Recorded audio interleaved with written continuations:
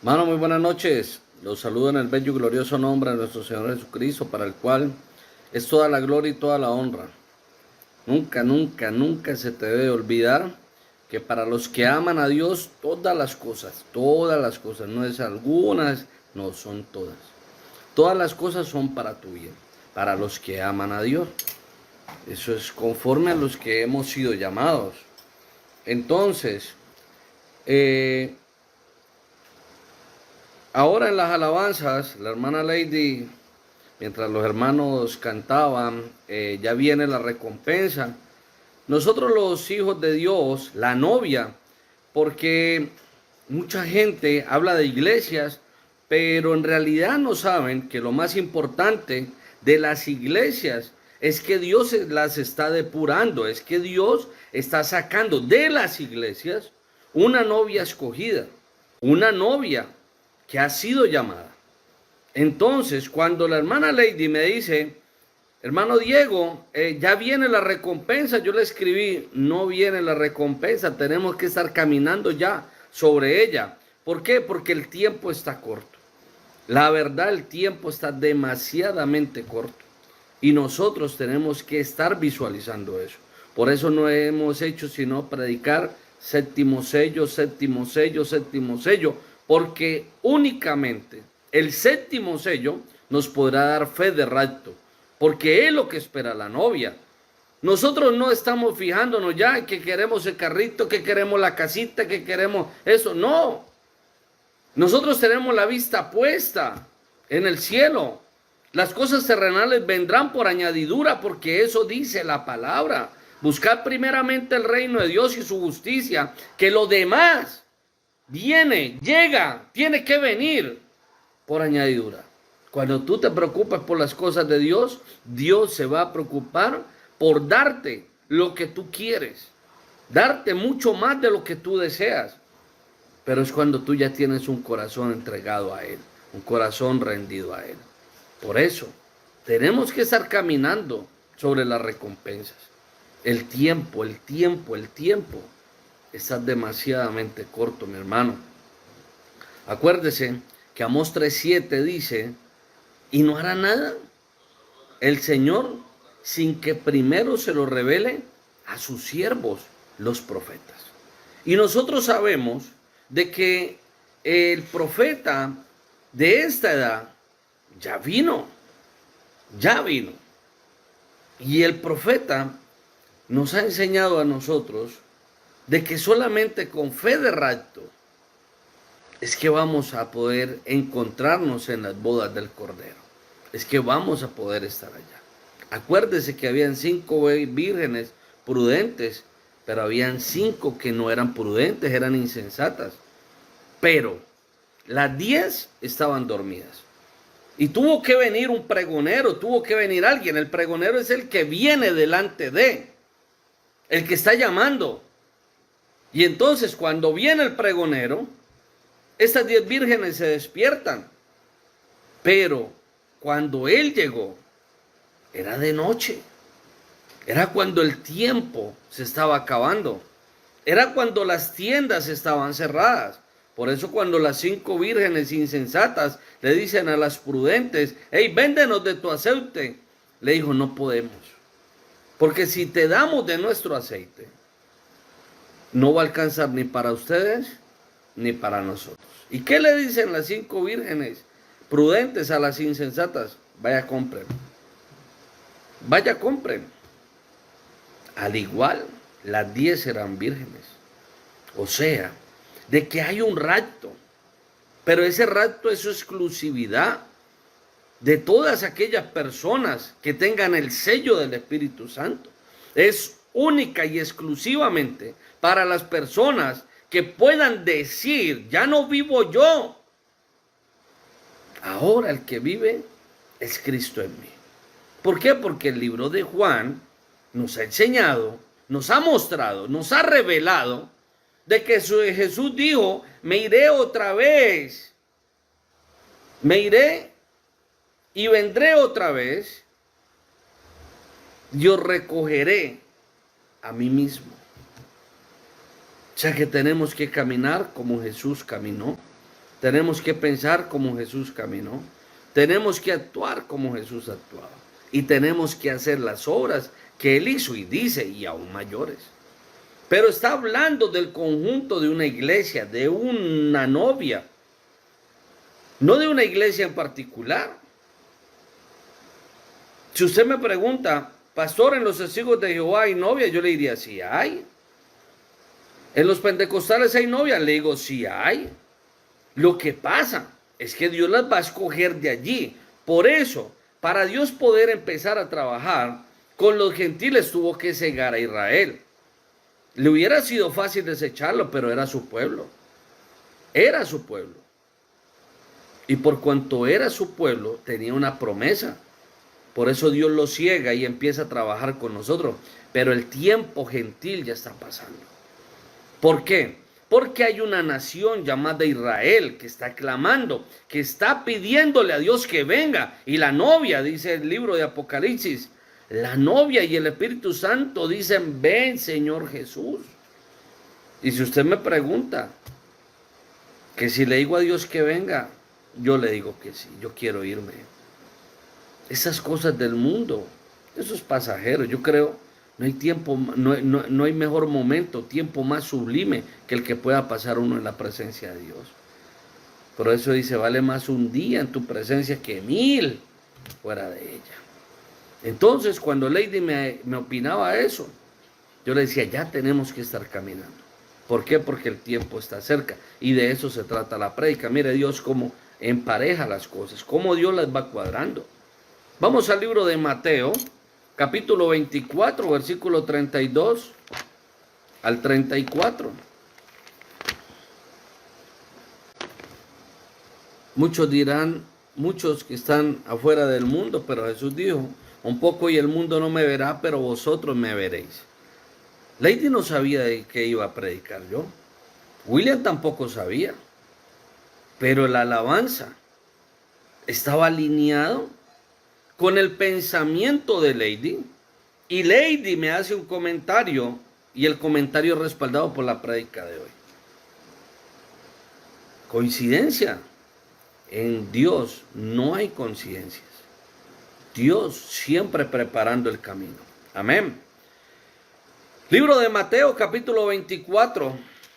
Pastor, usted no sale de Mateo 24. ¿Y de qué más vamos a hablar? La venida del Hijo del Hombre. Yo creo que ese es el tema que a todos nos interesa. Yo creo que ese es el tema en el que tú y yo estamos interesados. Mateo 24, señales antes del fin. ¿No estamos en el tiempo del fin? Entonces tenemos que escudriñar estas escrituras, porque en ella os parece que hallaréis la vida eterna. Oye, pastor, ¿cómo así? Sí, porque este libro sin revelación es un libro histórico. Pero cuando la revelación viene, eso produce vida, mi hermano. Y la vida es vida eterna. Amén. Libro de Mateo, capítulo 24, versículo 32. Mire lo que dice la palabra. De la higuera aprended la parábola. O sea, estaba dando un símil. Cuando ya su rama está tierna y brotan las hojas, sabéis que el verano está cerca. Así también vosotros, cuando veáis todas estas cosas, conoced que está cerca, a las puertas. De cierto os digo que no pasará esta generación hasta que todo esto acontezca. Padre, en el nombre de nuestro Señor Jesucristo, te damos gracias. Nos presentamos delante de ti, Señor, reconociendo que hemos fallado, que hemos cometido infinidad de errores, Señor. Pero también, ¿cómo negar, Señor, esa sangre que tú derramaste por nosotros en la cruz del Calvario? Danos las fuerzas, Señor. Danos el poder de poder resistirnos, Señor, a todas estas cosas que te duelen. Todas estas cosas, Señor, que te entristecen. Ayúdanos a perfeccionarnos cada día en ti, Señor. Por eso, Padre Celestial, hoy venimos a tu palabra. Así como el siervo, Señor, así como el siervo cuando tiene sed, cuando siente que se muere, así como el siervo cuando está herido, cuando está lastimado, lo primero que hace es venir a la fuente de agua viva. Por eso nosotros, Señor, reconociendo de que hemos fallado, de que hemos cometido errores, hoy venimos a la fuente, Señor. Permite que ese manantial brote y podamos beber del agua de vida. Padre, en el nombre de nuestro Señor Jesucristo te presento a cada personita en esta hora, para que seas tú bendiciéndolo, para que seas derramando colirio sobre sus ojos y ellos puedan ver lo que está escrito en tu palabra, en tu nombre, Señor, en ese nombre que es sobre todo nombre, en el único nombre que nos ha sido dado, Señor, en el que podamos ser salvos, es que te hemos orado. En el nombre de nuestro Señor Jesucristo. Amén. Entonces, aquí estaban preguntándole a Jesús cuándo era la venida del Hijo del Hombre.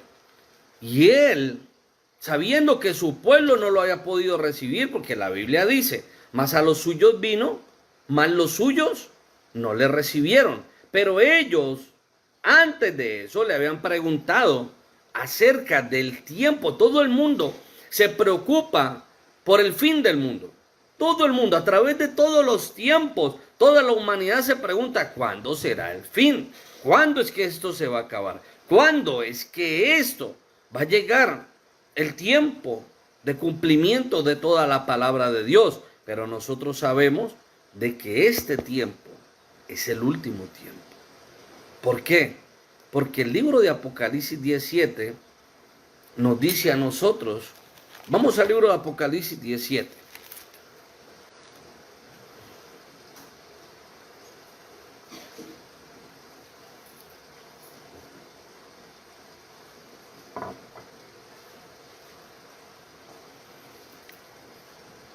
Libro de Apocalipsis, vamos a leerlo desde el 6. Libro de Apocalipsis, capítulo 10, versículo 6. Dice, y juró por el que vive por los siglos de los siglos, que creó el cielo y las cosas que están en él, y la tierra y las cosas que están en ella, y el mar y las cosas que están en él, que el tiempo no sería más. ¿Qué tiempo? ¿Qué tiempo? El tiempo de la humanidad. Pero él aquí nos manda una pauta y dice, 17, Apocalipsis 17, si no, o sea, ya aquí hay una esperanza de que el tiempo no se va a acabar antes de, y aquí está diciendo, sino que en los días de la voz del séptimo ángel, en los días de la voz, ¿y qué tiene que venir a decir ese ángel? Sino que en los días de la voz, cuando él comience a tocar la trompeta, el misterio de Dios se consumará,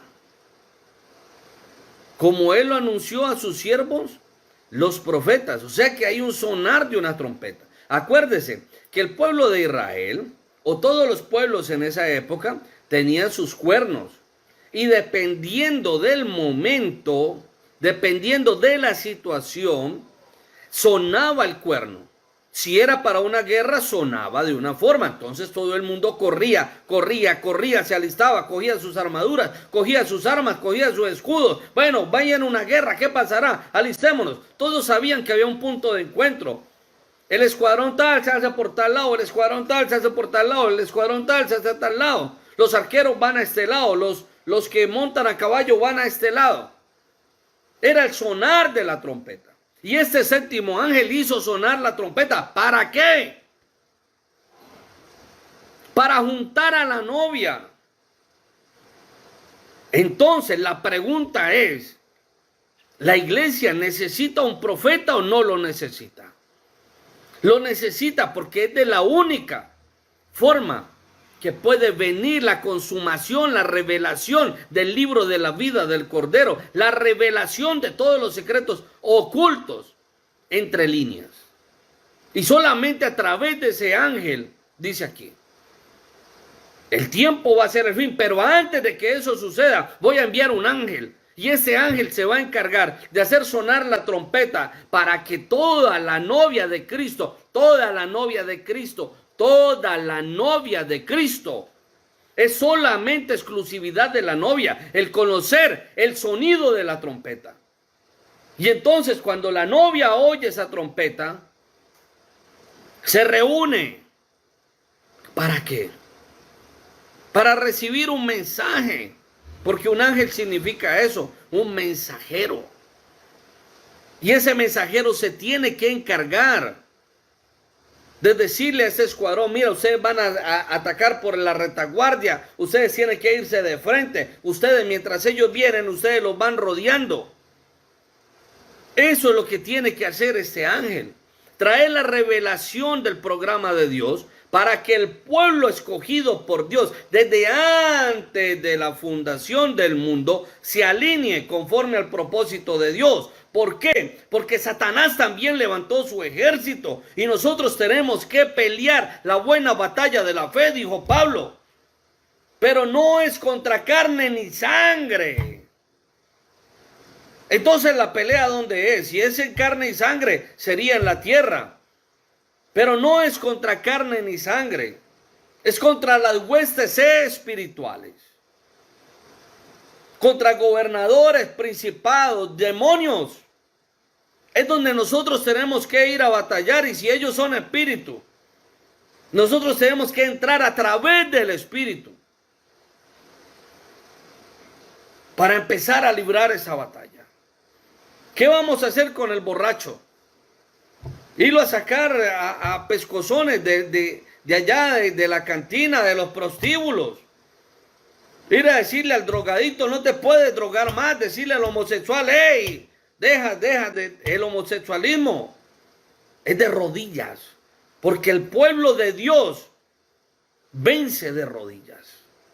El pueblo de Dios se humilla ante Él para mostrar su grandeza ante los hombres. Hay un adagio que dice: de rodillas ante Dios y parado ante los hombres. Porque nuestro respaldo no viene del presidente, no viene de un gobernador, viene del Rey de Reyes y Señor de Señores. Entonces, es extraordinario cuando nosotros podemos entender el programa de Dios. De que la novia necesita un profeta, lo necesita. Gústele al que le guste. ¿Por qué? Porque es el único que puede traer la revelación. Es el único que nos puede enseñar el bautismo bíblico. Es el único que nos puede demostrar la morfología que Dios ha usado. Porque nosotros creíamos de que Dios del Antiguo Testamento era uno, de que Jesús era otro y de que el Espíritu Santo era otro. Porque eso fue lo que nosotros creíamos. Y a la hora de orar, entonces, ¿a quién le orábamos? ¿A quién?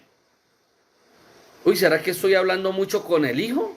¿No será que el papá se enoja? Ay, padre, entonces, mira, perdóname. Y entonces, ay, hijo, qué pena, es que te estoy dando la espalda.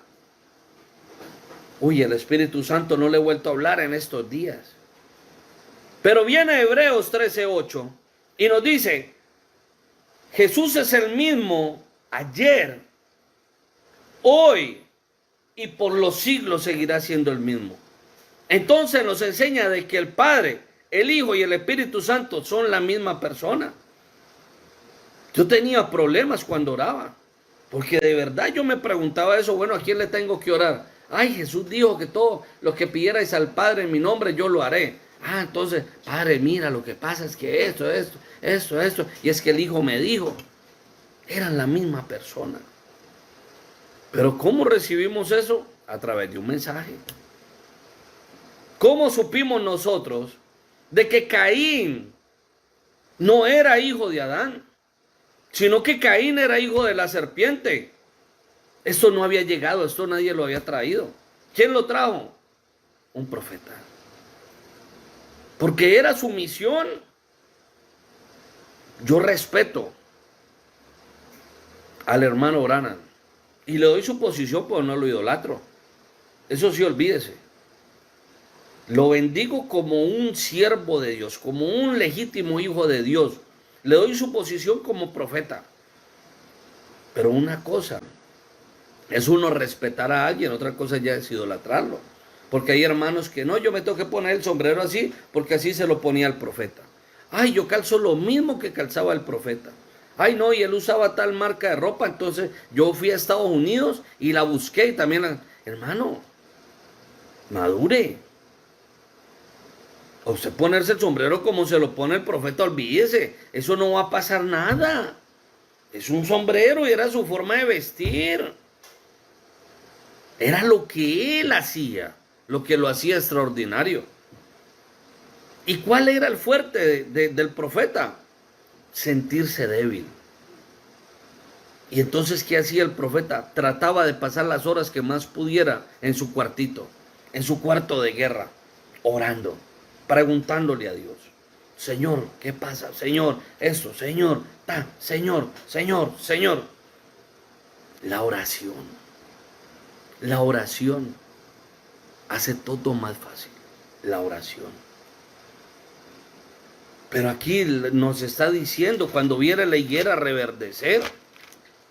Oh, la higuera, ay, tan chévere. Mira, aquí dice que cuando la higuera, cuando ya su rama está tierna y brotan las hojas, sabéis que el verano está cerca.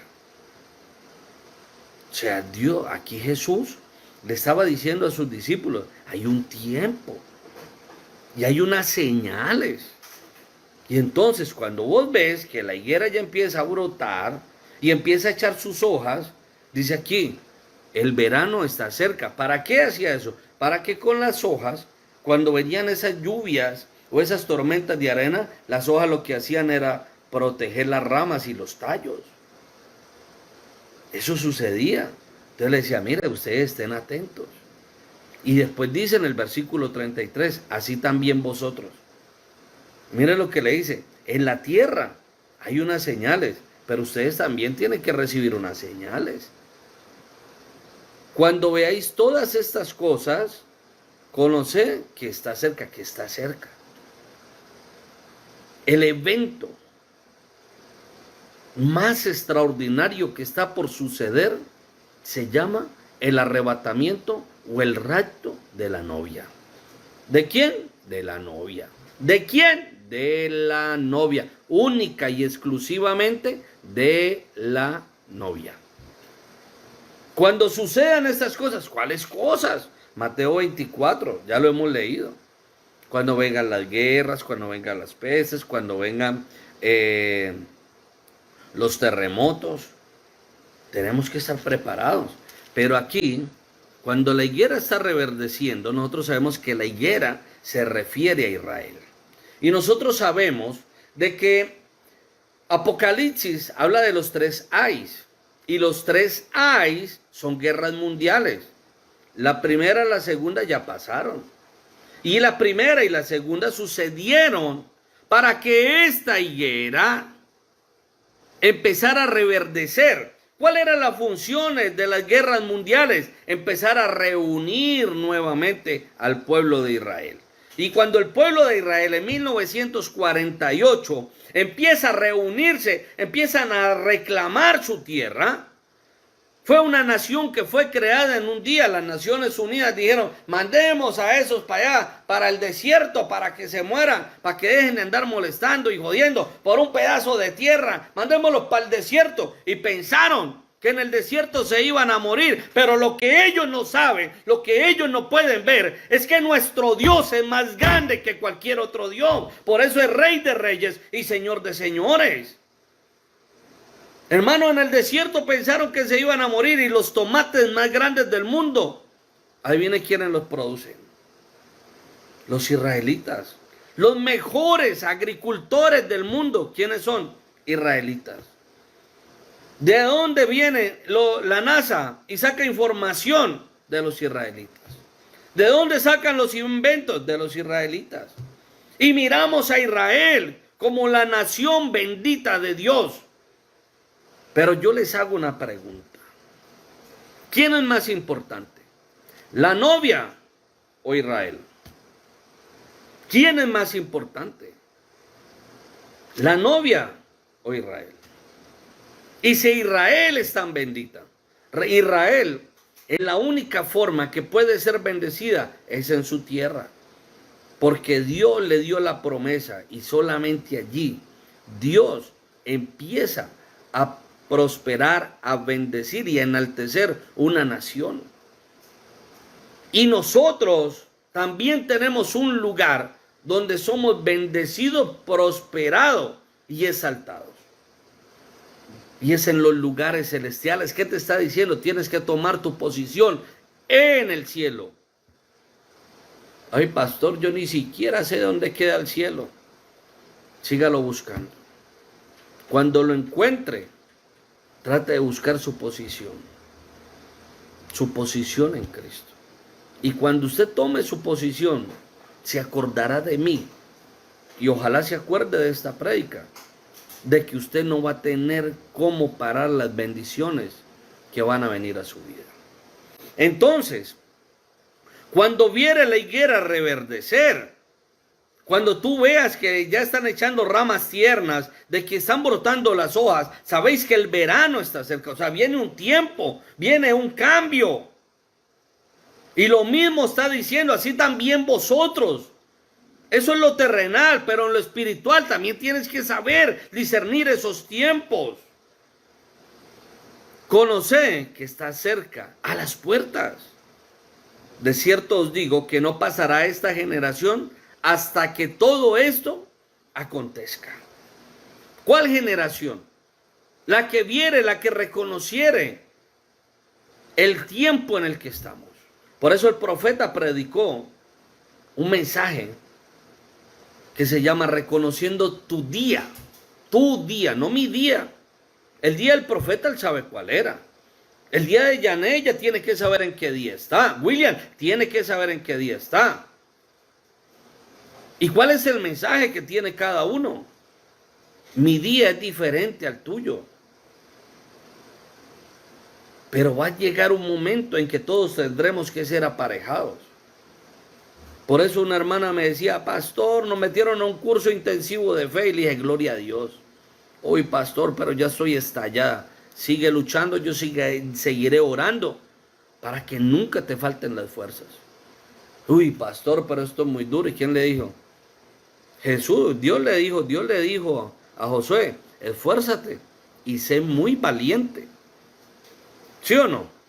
Y después dijo que desde los días de Juan el Bautista, el reino de los cielos sufre violencia. Y dice, y solo, oiga lo que dice muy bien, y solo los valientes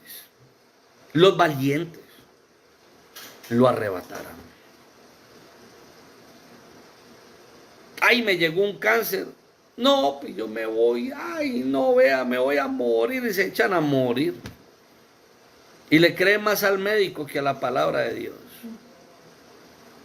Le cree más a la fórmula médica. Vea, usted viera que en Estados Unidos están aplicando una medicina. Lo que pasa es que es costosa.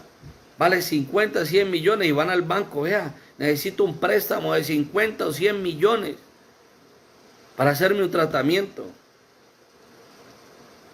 Y van y se los meten y quedan con el cáncer y de repente endeudados. Su postrer estado es peor. Hermano, la sanidad es gratuita. Solamente hay que venir a la fuente de agua viva y beber de ella. ¿Por qué? Porque si Él dijo que me iba a sanar, Él me tiene que sanar. Él me tiene que sanar. Ay, pastor, usted es tan irreverente. ¿Acaso usted puede obligar a Dios? Él lo dijo en su palabra y Él dijo, el cielo y la tierra pasarán, pero mi palabra nunca va a pasar. Y si Él dijo que me sanaba, Él me va a sanar. Dijo que me restauraría, me tiene que restaurar. ¿Que va a restaurar mi hogar? Lo tiene que restaurar. Ay, tan chévere, pastor, lo que usted está predicando. Sí, tus deberes. Ay, no, pastor, esa parte sí es maluca. Al que cree. Tienes que tener fe. Y la fe viene por el oír. Y el oír, la palabra de Dios. La fe viene por el oír. y el oír la palabra de Dios. Cuando yo cuento mi testimonio de que Dios me sanó de un infarto, esta semana fui donde la internista, ¿no? Y llego y le digo, doctora, mira, ahí en mi historia clínica, en esos días estaba yo en Confunding, dice que tuve un infarto. Y dice, sí, pero dicen que no le hicieron cateterismo. Claro.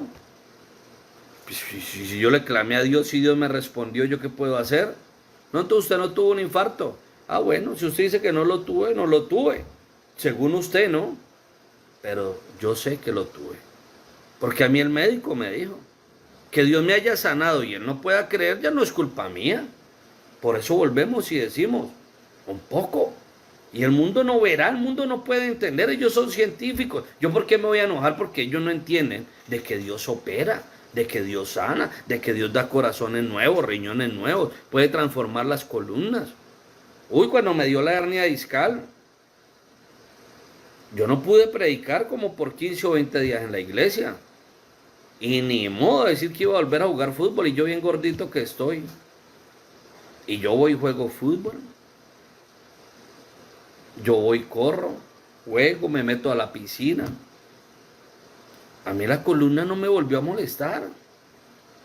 Y me preguntaron estos días, ay, ¿quién lo operó? Y le digo, le doy el nombre del médico y me dijo, sí, démelo. ¿Dónde queda el consultorio? Y le dije, en la iglesia. Él me sanó. Tengo las pruebas.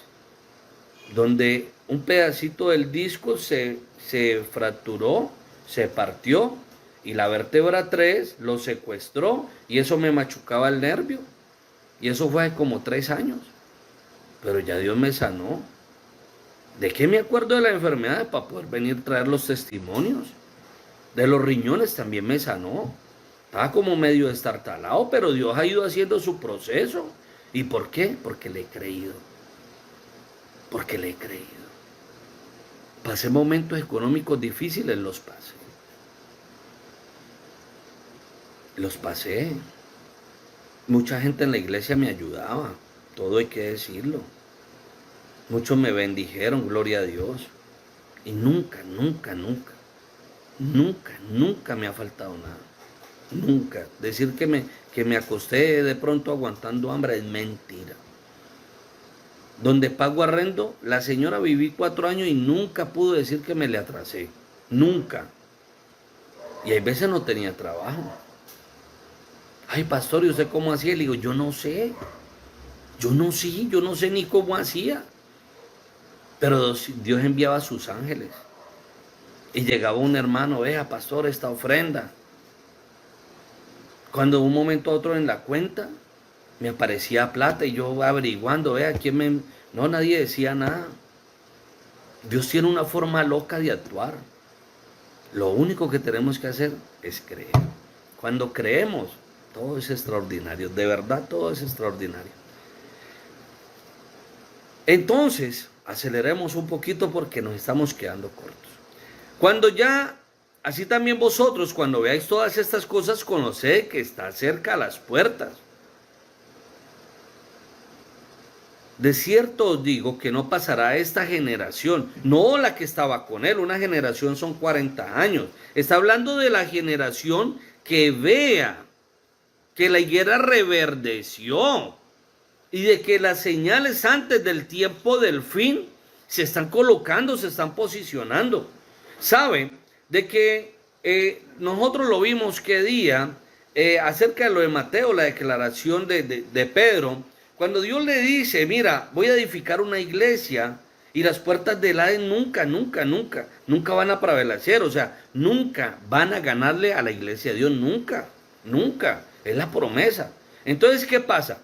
Para que esto suceda, para que Israel empiece nuevamente su proceso, Dios empiece el proceso con Israel, nosotros, la novia de Cristo, nos tenemos que ir. Por eso es que los tiempos, los que hablábamos hace 8 días, los tiempos están siendo acortados. ¿Y por qué los tiempos están siendo acortados? Dice, porque hoy no nadie sería salvo.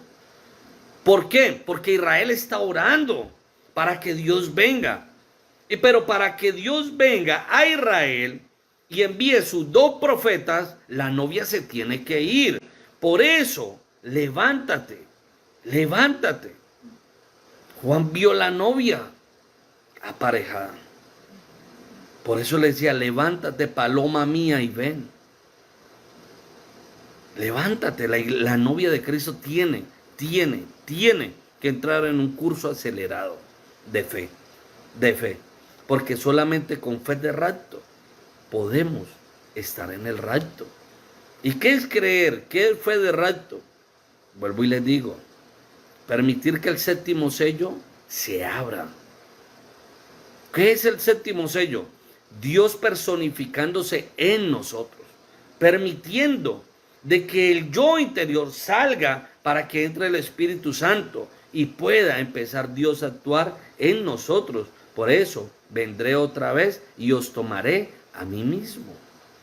Dios tomando el cuerpo de la novia para poder hacer los milagros, los prodigios y mostrarle al mundo que con Dios todo es posible.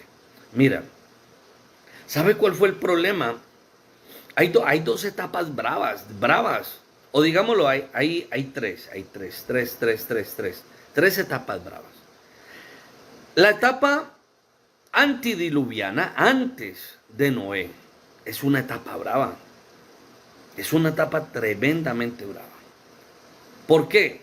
Porque en ese tiempo había mucha más tecnología de la que hay hoy. Por eso ellos no le creyeron a Noé. Nosotros hoy podemos decir, ay, es que yo quiero que mi hijo tenga entre 1,90 y 2 metros. O entre 1,80 y 1,90. Yo quiero que sea mono. Yo quiero que tenga los ojos azules. Genéticamente te pueden transformar todo lo que tú quieras. Te pueden hacer el hijo como tú quieras. Pero todo esto es necesario. Porque el hombre ya está tomando la posición de Dios. Y nosotros sabemos de que eso hace, de que la ira de Dios se levante. Entonces, para que Dios pueda desatar el juicio sobre la humanidad y venga la gran tribulación, primero la novia se tiene que ir. Pero, yo no te voy a preguntar cuántas veces has fallado. Me importa 5 cuántas veces hayas fallado. Yo quiero preguntarte, ¿tú tienes la suficiente fe para el rapto? ¿Tú crees que Dios vive en ti? No me importa si te emborrachaste ayer o te emborrachaste mañana o si adulteraste. No, eso no te lo voy a preguntar. Lo que yo quiero preguntarte y que tú te cuestiones es cómo estás de fe. Ay, pastor, yo estaba bien. Ay, pero en estos días, pastor, no, yo la embarré. No, eso no. Mire, lo que les voy a decir, de pronto muchos van a tropezar con eso, pero se los voy a decir. Cuando Dios derramó su sangre sobre la novia,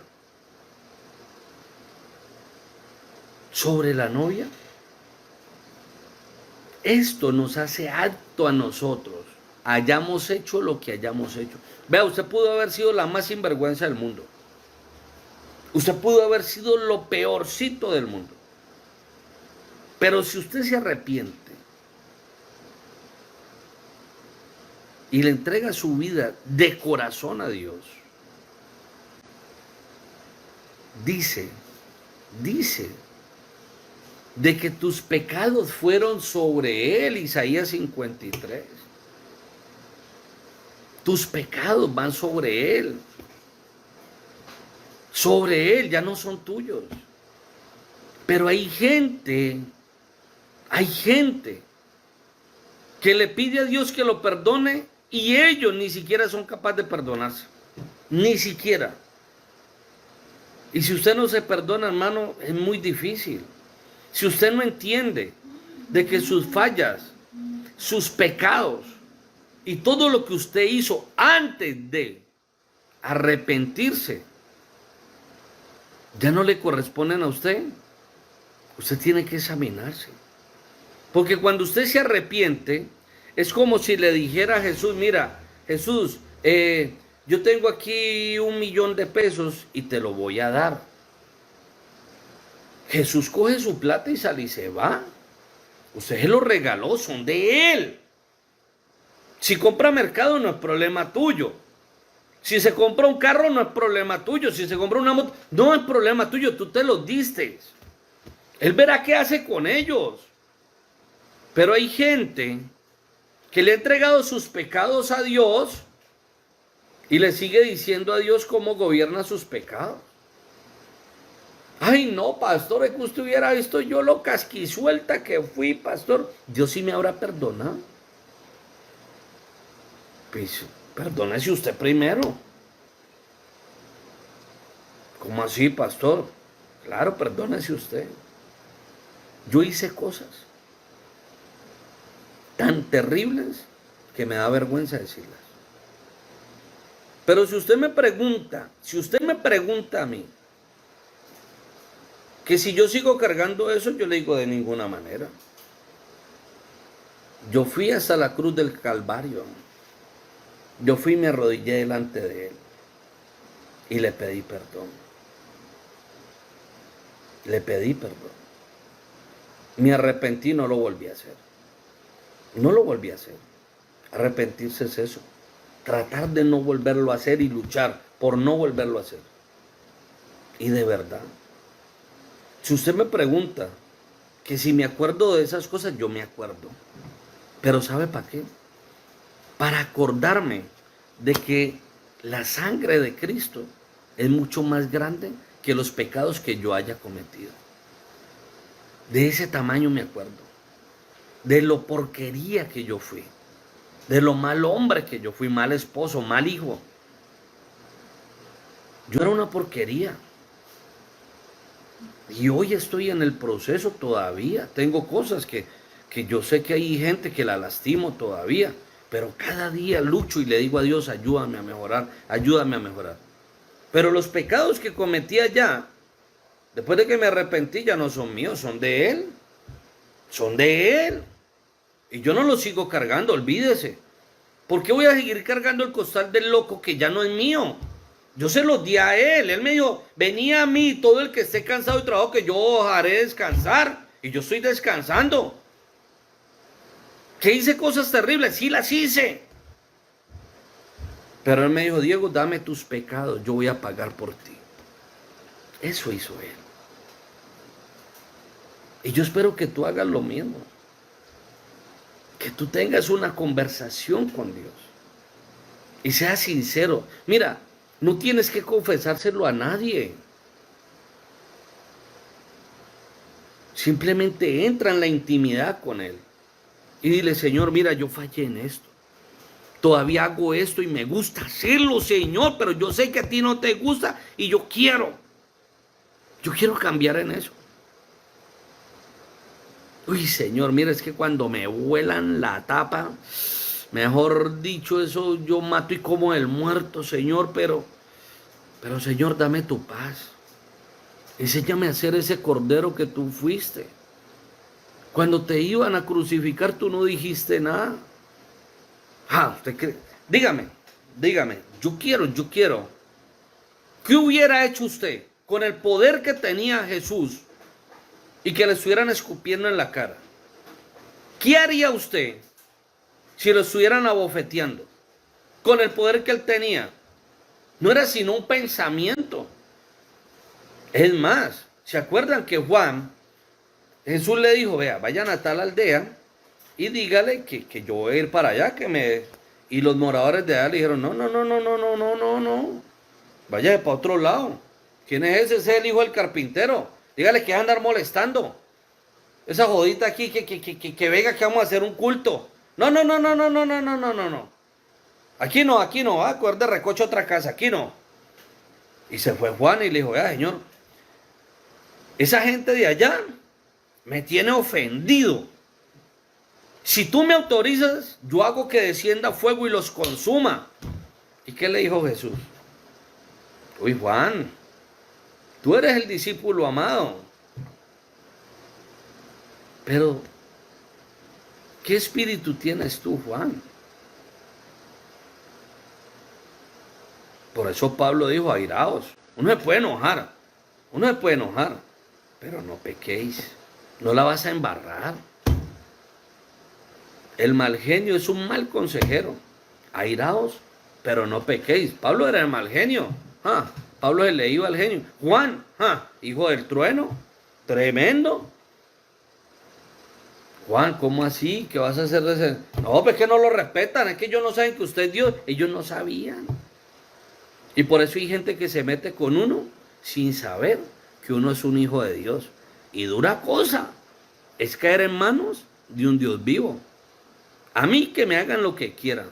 O cuando se meten con un hijo, la cosa cambia. La cosa cambia. Uno aguanta. ¿Y usted cree que Dios es diferente? ¿Usted cree?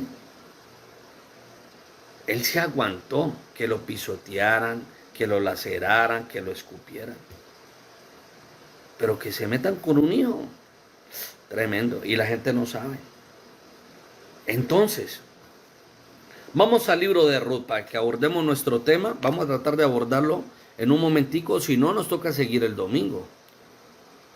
Libro de Ruth, vamos al libro de Ruth, el capítulo 2. Vamos a leer solo el capítulo 2. Ya está la hoja, me está yendo. Ruth, capítulo 2. Es que me voló Ruth.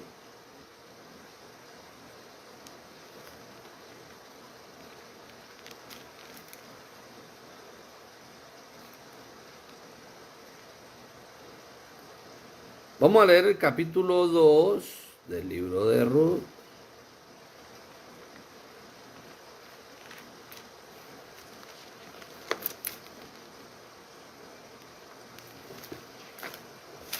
Se me voló Ruth.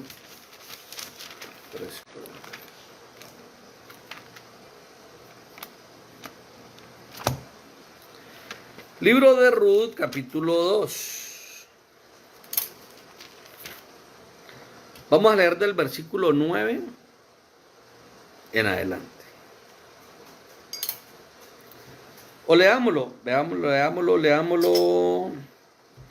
Vamos a leerlo desde el versículo 1. Dice: tenía Noemí un pariente de su marido, hombre rico de la familia de Elimelech, el cual se llamaba Boaz. Y Ruth, la moabita, dijo a Noemí: te ruego que me dejes ir al campo y recoger espigas en pos de aquel a cuyos ojos hallaré gracia. Y ella le respondió: ve, hija mía. Primero, acuérdense que Noemí tenía un esposo que se llamaba Elimelech, ¿cierto? Y resulta de que aquel hombre murió, pero ella tenía 2 hijos. Y como en Israel hubo escasez de comida, ellos se fueron a la tierra de Moab. Y la tierra de Moab, acuérdese que los moabitas vienen del incesto entre la hija mayor de Lot y Lot. Acuérdese que ellas lo emborracharon y cada una se allegó a su padre, y estos moabitas eran los descendientes de Lot. Siendo familia de Abraham, no pertenecían a Israel. No pertenecían. Eran un linaje, eran algo, pero eran parientes lejanos. Porque acuérdense que Lot era sobrino de Abraham. Entonces, esta mujer era descendiente de los moabitas. Y los moabitas eran satánicos. ¿Por qué? Porque ellos adoraban a un dios que se llamaba el dios Quemos. Ese dios Quemos era el dios del fuego, a los cuales ellos le ofrecían sacrificios humanos para poder obtener gracia, hallar gracia delante de su Dios. Pero cuando Ruth y Orfa, que eran las nueras de Noemí, quedaron viudas también porque sus hijos murieron, entonces hay algo que nosotros tenemos que entender, y es que los yernos o las nueras vienen a ser primer grado de consanguinidad. Los yernos o las nueras vienen a ser como hijos para los suegros. Entonces, cuando los 2 hijos de Noemí fallecen, las dos nueras quedan como hijas de Noemí bajo el mando de Noemí. Pero Noemí, reconociendo que no le podía dar otro hijo porque la costumbre era, o la ley era, de que si el hijo mayor moría, entonces el que seguía tenía que tomar la esposa de su hermano para traerle descendencia. Pero resulta que Noemí las despachó a las dos y le dijo, mire, yo ya estoy muy vieja y yo ya no les puedo dar un marido. ¿Qué tal si yo hallara gracia y tuviera un esposo y de allí tuviera un hijo, de aquí a que él creciera y estuviera alto para tener familia? Ustedes ya serían muy viejas porque ya habrían perdido la menstruación, ya habían dejado de ovular y no podrían tener descendencia. Le dijo, entonces yo la libero. Lo que Noemí hizo fue liberar a sus dos nueras. Y Orfa se volvió a sus costumbres, volvió a su tierra natal. Pero Ruth le dijo, no, tú eres mi mamá y tu Dios será mi Dios. Ya voy a dejar la brujería, voy a dejar de hacer los sacrificios a ese Dios. Yo quiero seguir al Dios que tú sigues. Y Noemí le dijo, no, ¿cómo se te ocurre vos? ¿Por qué vos tan bruta, Ruth? Conmigo no vas a tener nada. Es más, Noemí había perdido la heredad de lo que le había dejado su esposo. Y de la única forma que ella podía recuperarlo es que un pariente del esposo redimiera a Noemí. Pero como Noemí estaba ya muy anciana, entonces ella usó a Ruth para que el pariente redentor más cercano, ay, se me fue un tal, un fulano, dice aquí, que el fulano le dijo a Boaz, no, yo la redimo porque ella tiene platica. Pero le dijeron, no, pues que mira, te tenés que casar con su nuera para poderle dar descendencia a su amiga. Dijo, no, yo en ese chicharrón no me meto. No, ella ya no es pura. Ya estuvo con él. Ella ya no es virgen. No, no, no, no, no, no, no, no. Yo le entrego ese chicharrón a usted, vos. Si usted se quiere hacer cargo, tenga. Y vos le dijo, listo. Vos lo citó delante de los ancianos y allí había un pacto. Y para que ese pacto estuviera vigente, ellos tenían que intercalar calzado. Vos le dio un zapato o una sandalia y fulano le dio la otra sandalia. Entonces vos andaba con la sandalia de fulano diciendo que los dos tenían un trato. Y le dijo, no, yo no la voy a redimir. Cójase usted esa tierrita y cójase eso. Pues no, yo mi sangre no la voy a cruzar con esta moabita. ¿Qué tal? Yo manchar mi descendencia. Hermano, si esa mujer hubiese entendido el plan de Dios. Mira, vos era descendiente de una prostituta. Por eso, hermano, de lo vil y menospreciado, nos escogió Dios para humillar a los sabios y entendidos, a los que creen, hay mucha cosita, mucha nata. Por eso Dios escogió de lo peorcito, pero me sacó a mí. Dijo, no, usted ya está por allá, ya lo puede usar. Y me ha venido usando, gracias a Dios. Entonces, resulta que la abuela de Boaz era Rahab la ramera. Y Rahab la ramera, acuérdense que se casó con el príncipe del ejército de Israel, llamado Salmón. Entonces Salmón tuvo un hijo y ese hijo tuvo a Isaí. Ese hijo vino y tuvo a Boaz, y Boaz es bisabuelo del rey David. Y una moabita, una gentil, era la bisabuela de David. Mire cómo Dios hace las cosas extraordinarias, una gentil. Por eso la novia de Dios es gentil. ¿Por qué? Porque su pueblo lo rechazó. Entonces, aquí Dios utiliza voz, y cuando nosotros podemos discernir este programa, empezamos a ver de que Ruth no era la pariente cercana de vos, era Noemí. Pero la que halló gracia delante de vos fue la gentil.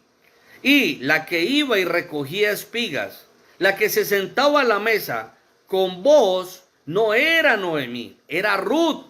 Y la que pudo traer la bendición sobre Noemí fue Ruth, que era una gentil, era una moabita, que vino y habilitó, le dio vida nuevamente a Noemí. Es ahí donde nosotros podemos ver los símil. Noemí siendo Israel, Ruth siendo nosotros los gentiles, y vos siendo Jesucristo.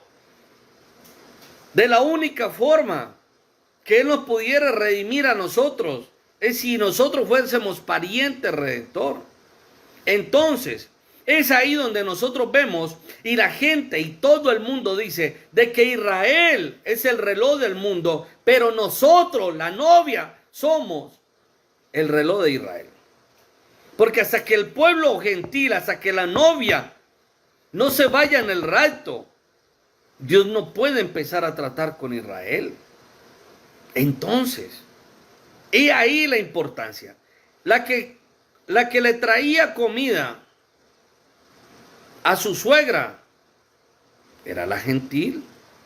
La que se sentaba a la mesa era la gentil. La que se volvió la señora de todo lo que tenía vos, más lo que le redimió a Noemí, era Ruth.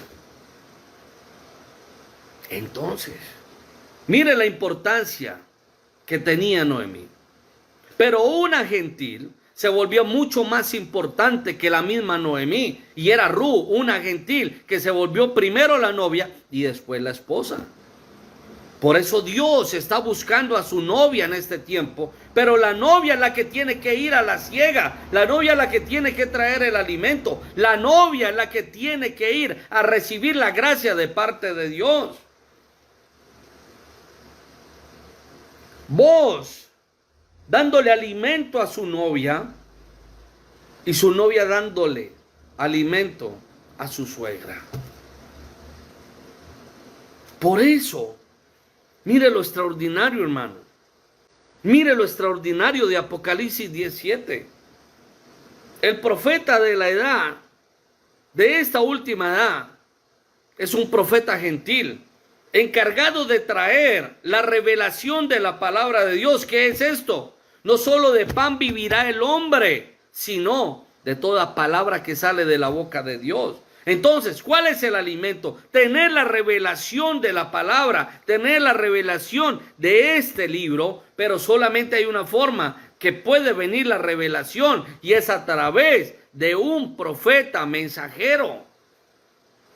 Por eso la gentil le da de comer al pueblo de Israel. Ay, pero pastor, ¿cómo así? Obvio.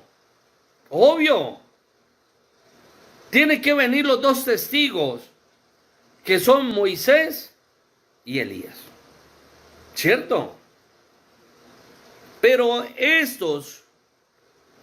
este pueblo israelita tiene una promesa de que Dios levantaría 144,000 escogidos del pueblo de Israel,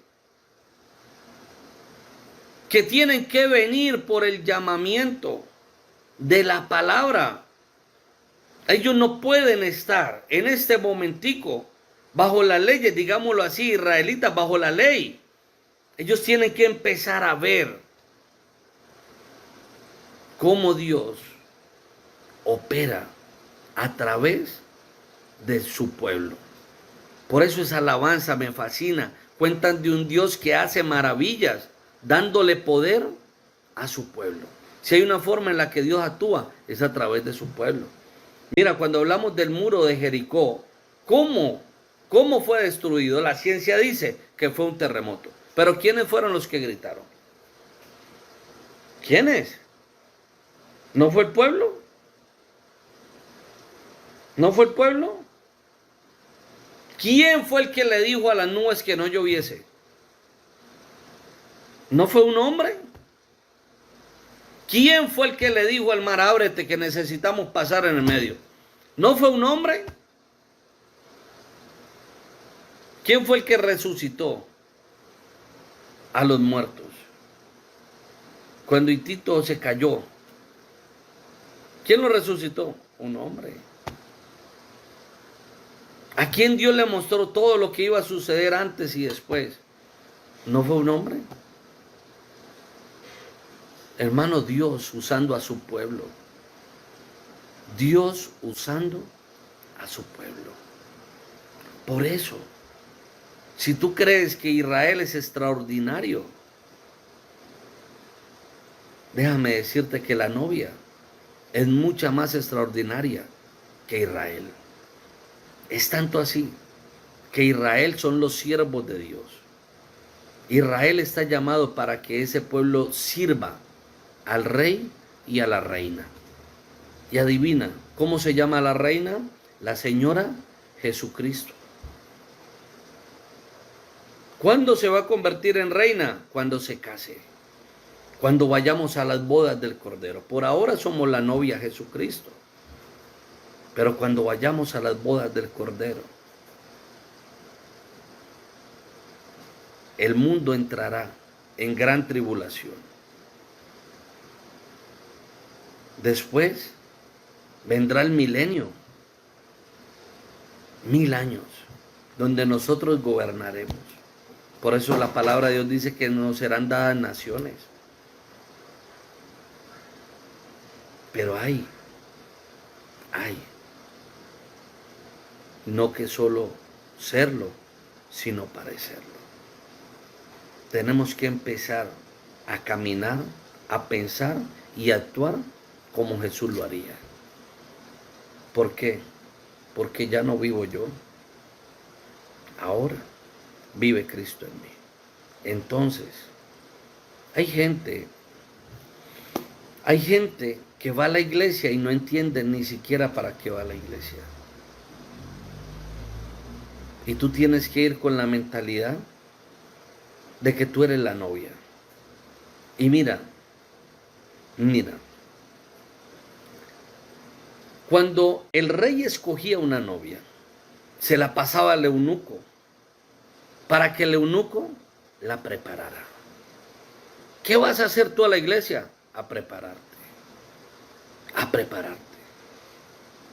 A decirte cómo debes vestirte. ¿Qué perfumes debes usar cuando venga el rey? ¿Qué esencias le gustan a él? ¿Cómo debes de estar ataviada? ¿Cómo debes comportarte? ¿Cuándo debes de hablar? ¿Cuándo no? ¿Qué debes hacer en cierto momento? Bajo tal situación, ¿qué tienes que hacer? Eso es lo que tú tienes que aprender en la iglesia. Porque en la iglesia tiene que ir la novia. Porque la iglesia es el punto de preparación para el día del matrimonio. Es una preparatoria. Cuando iban estas muchachitas, ellas iban allá sin saber cuáles eran los gustos del rey, qué le gustaba al rey, cómo se comportaba el rey. No es que el rey se acuesta a las 8, le gusta levantarse a las 4 de la mañana, le gusta salir al jardín, le gusta que de desayuno le hagan esto, lo otro. Entonces lo que iban a hacer aquellas mujeres era a conocer qué le gustaba al rey. Y eso es lo que tú tienes que hacer en la iglesia. No ir a lo que a ti te gusta, no. Tú vas allá para aprender qué le gusta al rey. Porque el rey mandó a preparar a su novia. Por eso, levántate, paloma mía, y ve. Hermanos, acuérdese que lo mejor está por venir. Y cuando más oscura se pone la noche, es porque va a empezar a amanecer. No camines, no empieces a vivir en pos de una promesa. Empieza a caminar en ella. Shalom, Dios te bendiga.